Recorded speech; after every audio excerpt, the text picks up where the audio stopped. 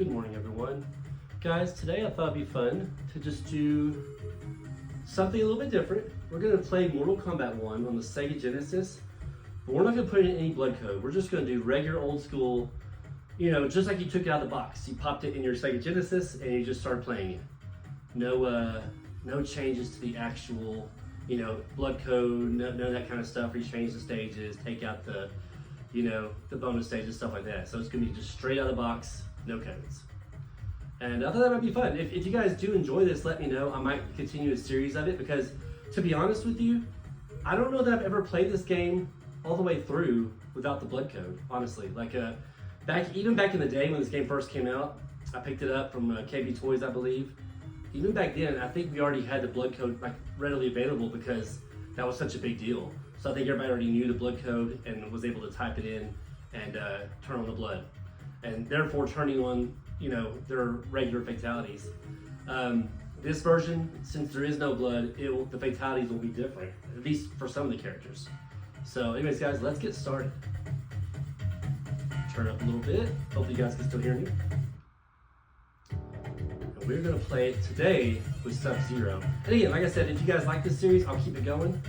But today we're gonna look at Sub-Zero and his awkward fatality, so to say.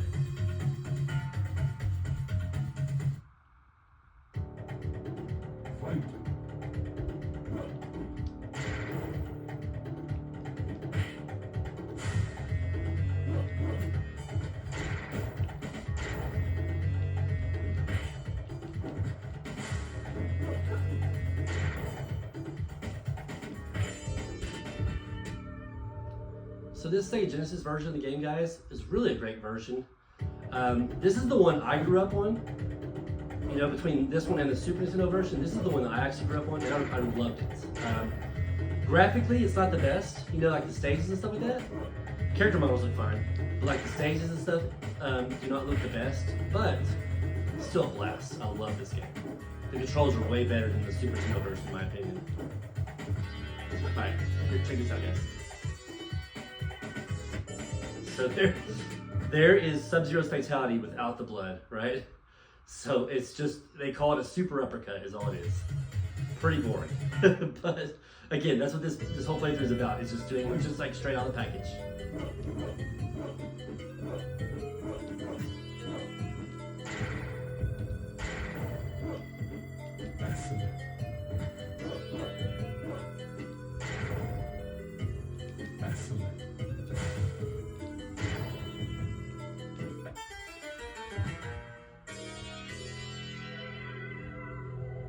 So back in the day, I got this game day one. The first Mortal Monday, I picked this up when it came out. And I got my copy, I'm pretty sure I got it from KB Toys. Because if I'm not mistaken, I came right after school and picked this up. It was an awesome day for me. It was amazing back then because, we didn't have these kind of arcade games, on the home consoles. So it was a pretty spectacular game. I mean, there were some arcade games on home consoles, but never like this, to this caliber. Everybody was super excited for this game. So I picked this version up. A buddy of mine picked up the Super Nintendo version, which he later regretted. And don't get me wrong, guys, the Super Nintendo version looks great. It looks amazing visually. I wish that Sega Genesis would, got those kind of looks. But unfortunately, where the Super Nintendo lacked was the actual gameplay and the controls. It was pretty rough on both on the Super Nintendo. But the visuals, to me, in my opinion, were way better than the Sega Genesis visuals.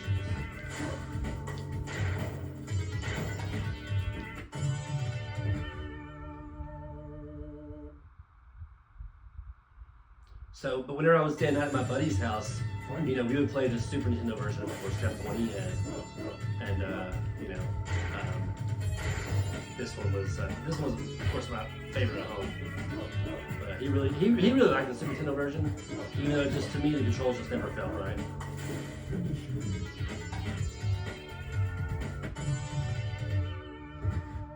If I'm not mistaken, you could get through the Super Nintendo version fairly easily, no matter what difficulty level it was, because I think you could just sweep every enemy the whole time. I'm not gonna mess with this bonus stage. for me, I'm not a button masher very well, and it requires a lot of button mashing to pass this that bonus stage. So I'm not gonna worry about it. But anyways, yeah, like I said, he loved that version. I liked the way it looked, but that was about it. You know, and like I was mentioning before, I think the easiest way to get through the game, I think, is just keep sweeping your enemies over and over again. I think that worked well.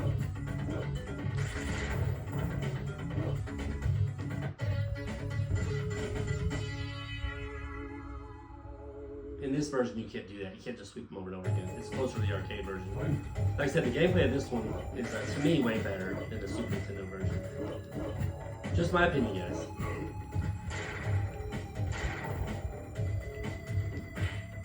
Alright, so check this out.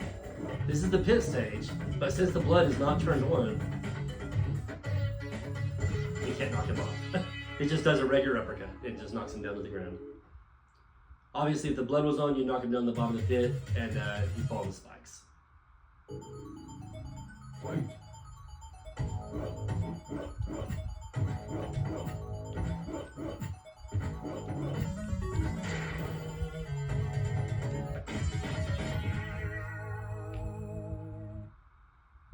I will say this too, the sounds are better in the Super Nintendo version. The sounds in this game are pretty rough compared. I do not like the way it sounds. Plus, when you go for a fatality, it doesn't even have the fatality music in this version. I think they corrected that on the Sega CD one, but this version does not have the fatality music. Just keeps playing the regular music. See? Just keeps playing the regular music.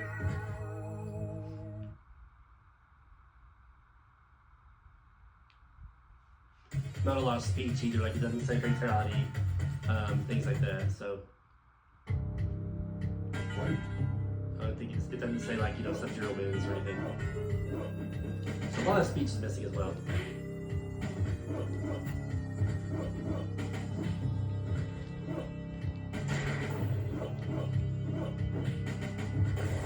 Come look to me.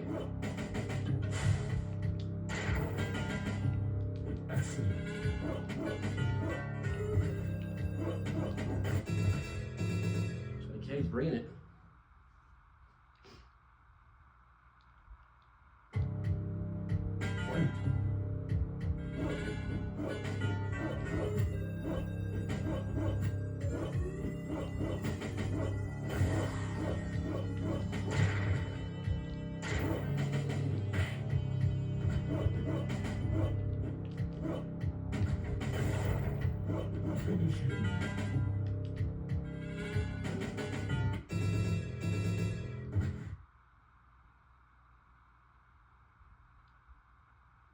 Yeah, see, no dialogue there. It'd be nice. It would be nice. I can't remember if the Super Nintendo has the dialogue where it says like Sub-Zero wins or fatality. I can't remember honestly. I think it does, but I'm not sure on that.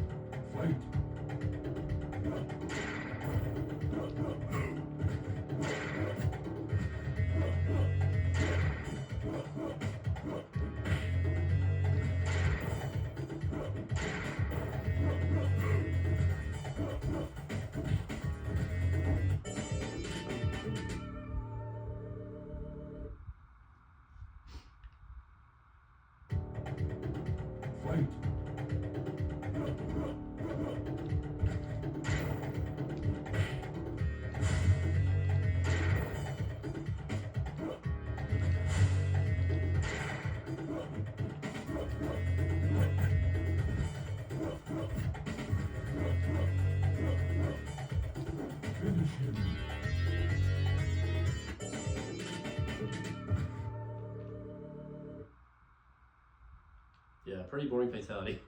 But yeah, I'm curious to see what the others do. To be honest with you, I'm not sure. I don't remember playing it ever before without the blood code, so I may have. I just don't remember it.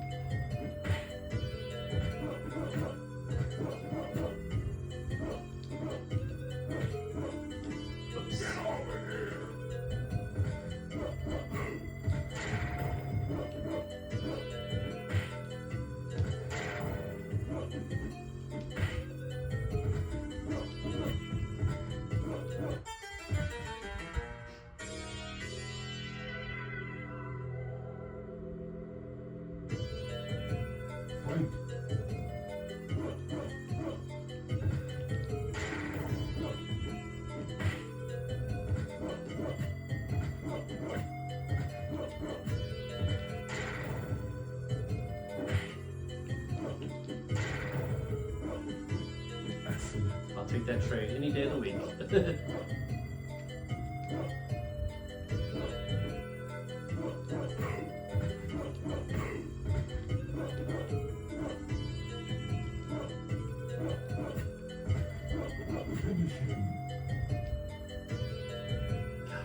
That's crazy.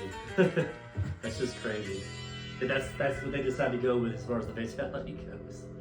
They could have at least like made it to where, kind of like the Super Nintendo did. I mean, it's not the greatest, but where you freeze them and then just smash them. That would have been better than just what they call a super uppercut. Honestly.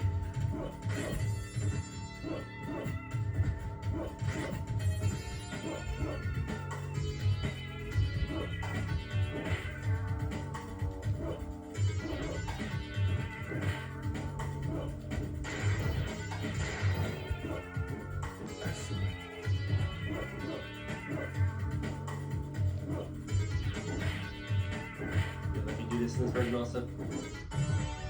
Here's so. Johnny Cage, that's the thing. You can just keep roundhousing him, at least in the arcade version, and apparently the Sega Genesis version. I'm pretty sure the Sega CD I've done that as well. Just eat those roundhouses.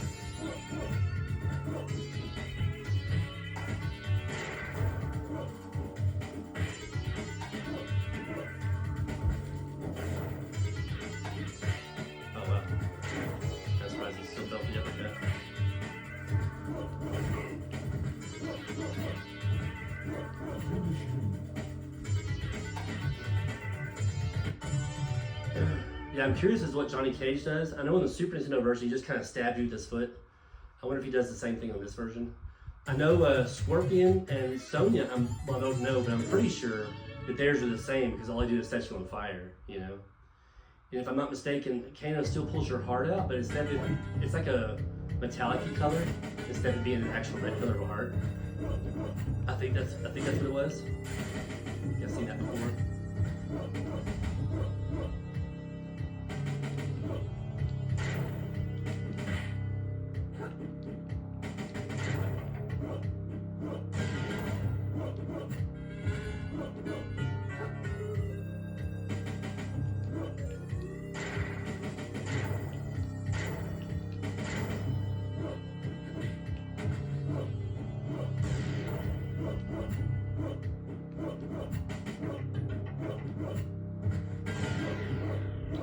Too far away.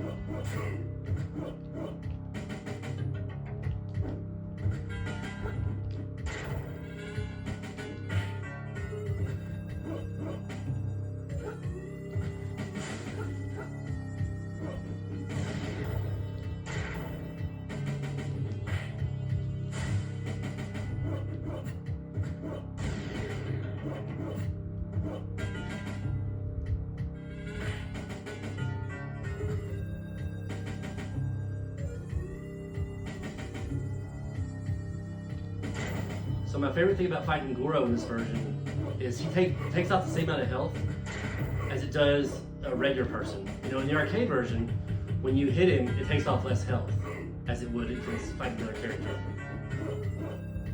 But not this version. It's the same amount of damage. The uppercut does the same amount of damage as it does against somebody else, which is awesome. Makes him a lot easier. Well, I say that, and my health is still almost gone, but generally it makes him a lot easier.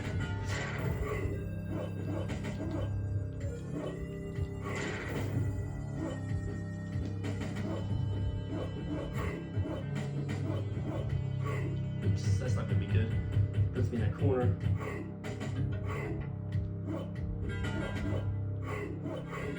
Yeah.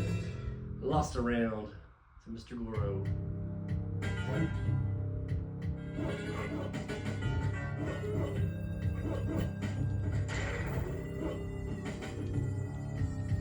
Oops, that was a waste. So good. Nice.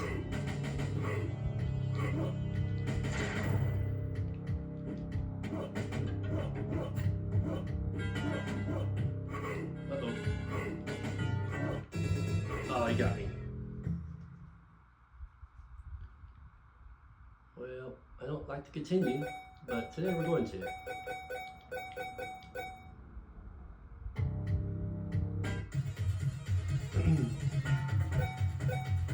All right. Pop in another 50 cents. Just kidding.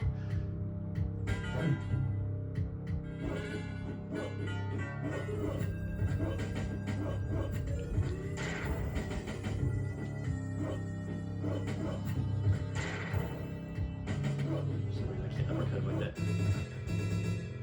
Well, that's better. Flawless victory. Let's try that again.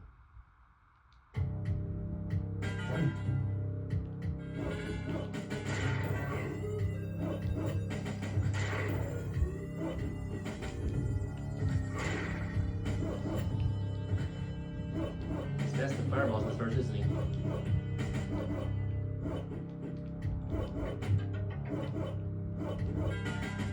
Go for it, buddy. There we go. There we go, we got him.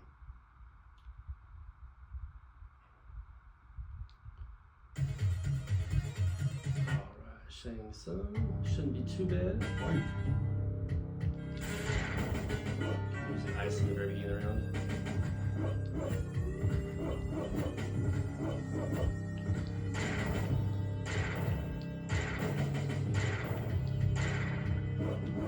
There we go. You know what to do. Not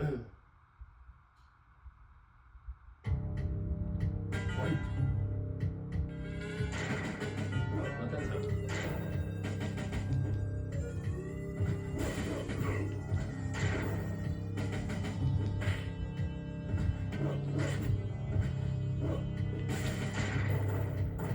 That's fine. I'll take it.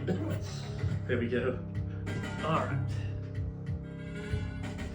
So there you have it, guys. Just a quick playthrough, minus, one defeat against Goro. But other than that, just a quick playthrough with Sub-Zero on Mortal Kombat 1 on the Sega Genesis version. And again, we played through it as if we didn't have any codes or anything. We just popped the cartridge in and just played it. That's how it would have been back in the day without any codes. But like I said, even in the early days of playing this game, I'm pretty sure I already had the code to at least do the blood code. Maybe not the other one right away where you had all the other cheats, but for sure at least the blood code. So I'm not sure, I can't remember if the cheats one came out was available right away or not. So like I said, I'm not sure if I've ever played this game, without the blood on. So I thought it'd be pretty fun to do that today. And guys, let me know in the comments. It's obviously a more boring of a playthrough because, you can't do his fatality, first of all, his natural fatality. You have to just uppercut him instead. And you can't do the pit fatality. So it's not quite as exciting as the playthrough, but it's still pretty cool just to see how it would have been if you just didn't know anything about it. You just pop the cartridge right in and just start playing. And like I said, I'm curious to see what the others look like. I'm pretty sure Scorpion and Sonya will be the same because there's no blood. They're just setting people on fire and there's no blood in there. It's still considered violent. You know what I mean? Just burning someone to death. But back then it was all about the blood. That was what the big deal was the blood on the screen. So that's it, guys. Again, let me know in the comments what you think, and have a great rest of your day. And we'll see you on the next one. Thank you.